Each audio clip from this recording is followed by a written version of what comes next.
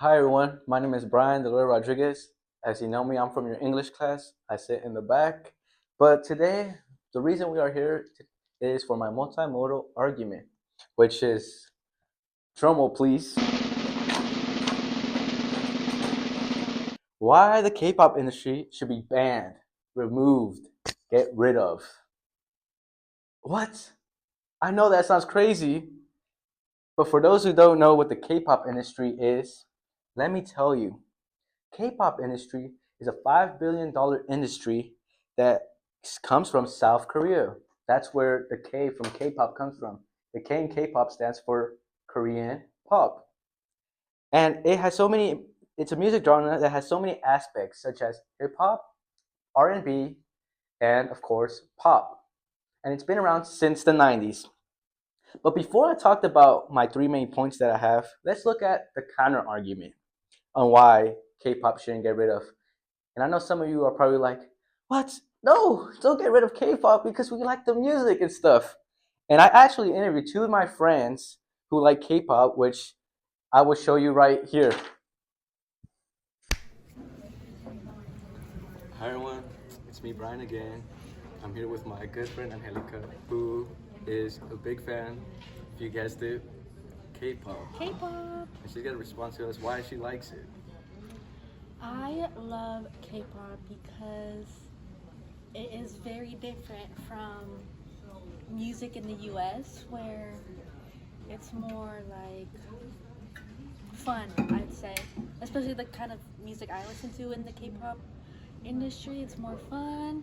I like listening to it when I want to get like my energy up and get excited if I'm having like a bad morning. So I'm just gonna put on some fun, cute K-pop.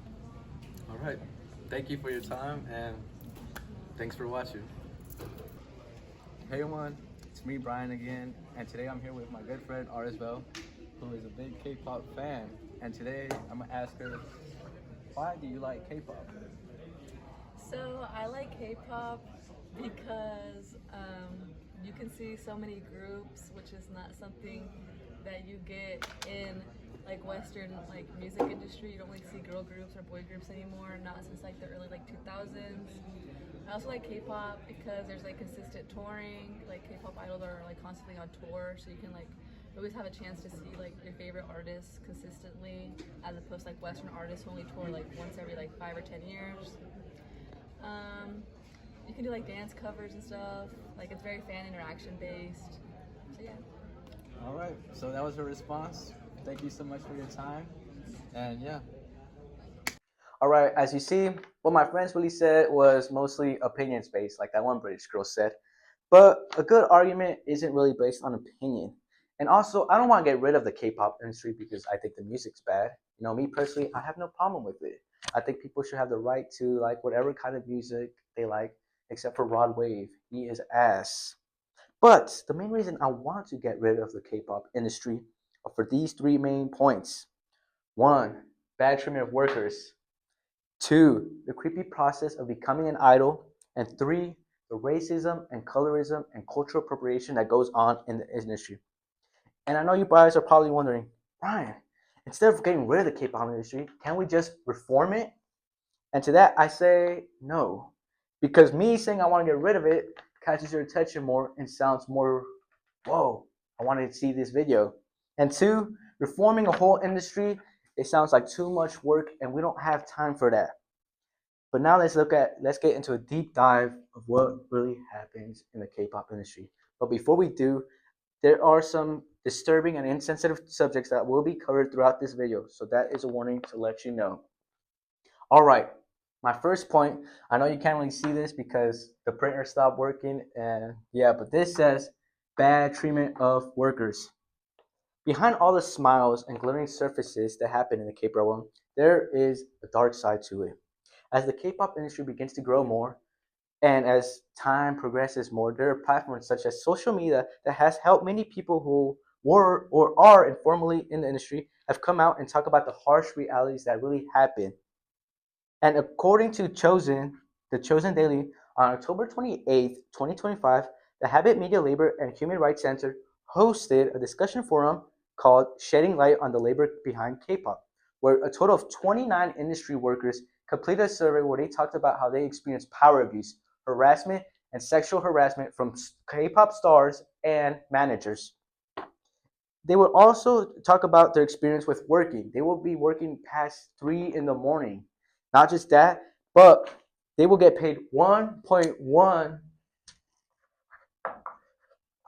million won, which that is monthly. And for those who do not know what that is about $681.81 a month.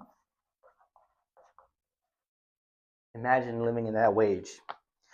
But now that I talked about the industry workers, let's look at the second point, which is all the creepy things that happens to become a K-pop star. According to the Mirror, who have been exposing the industry, they have been talked about how there is militia-style training camps for upcoming stars where they will create toxic work environments of body shaming, physical exertion, and in many cases have caused a decline in mental health among trainees and band members who make the cut. These poor humans are literally molded into what the industry thinks is perfect. And this happens to as people as young as the age of 12 due to parents sending their kids to K-pop schools where they audition in front of the main scouts, which are JYP Entertainment, SM Entertainment, and YG Entertainment, which again, I know you can't see them, the printer broke down, but anyway. And according to Choi Jin Young, who works for SM Entertainment, has mentioned how they get 500,000 auditions a year and only choose 10 or less. That is literally 0.0% of the auditions. But that's not the end. If you are choosing, they take these trainees and make them do all kinds of lessons such as singing, drama, and dance, and putting them on strict diets for them to be in shape and how the industry wants them to be. These kids will spend most of their weeks traveling hours from school to school, and it's not even guaranteed that they will become idols.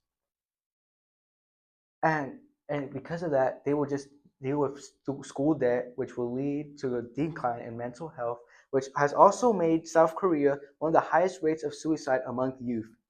And if they are chosen to become idols, they now have to deal with horrible contracts. According to K-pop star Prince Malik, the profit ratios are crap, where 80 to 90% goes to each of these people, and only 10 to 20% actually goes to them.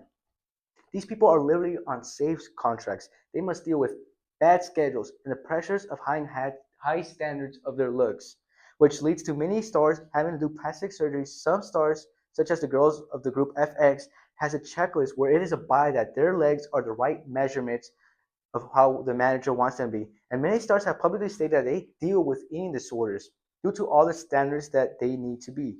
Now that I gave you a gist of all the creepy things that goes through an idol's path, I will now go into my third point, and that is the racism, colorism, and cultural appropriation that happens in this industry.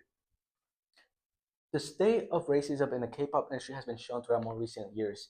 And K-pop industry has actually had many artists not just steal but also mock cultures, mostly coming from Black American and Native American, where they will dress up in blackface or dress up in stereotypical Native American outfits. Some K-pop artists have even been described to be culture vultures. One popular example of this is from one of the most popular bands, which is BTS, where recently they released their album called Ariane in March 20th, 2026, which opened up with mixed reviews, where of course fans loved it, but others who weren't fans found it to be distasteful. Which one fan with the TikTok user Noelia7 said the reason people didn't like it was because, quote, it's hip hop. They went back to their roots, which first of all, they are Korean. Hip hop comes from black culture, which won't be a problem at all. There are many people with different race, ethnicities, and nationalities that do in fact share cultures or take inspiration. But BTS actually has a history of shaming black culture where there is multiple videos of them saying the N-word, and again, most recently, the Howard video that they depicted Howard University in 1896 to be white censored. In an animation that just this all comes from the colorism that happens throughout the K-pop industry. That's why most of the industry you see stars that are pale white, just like this white boy.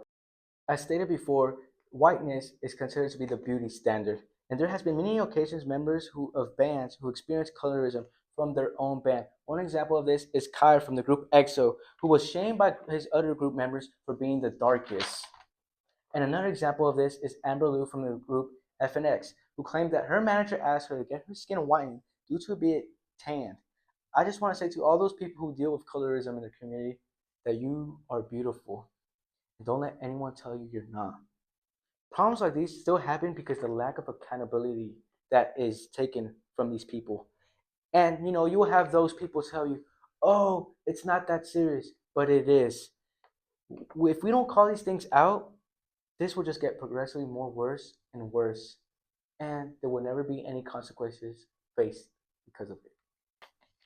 Well, guys, those were my points on why I think the K-pop industry should be get rid of, due to bad treatment of workers, the scary process of becoming an idol, and lastly, the racism, colorism, and cultural appropriation that happens.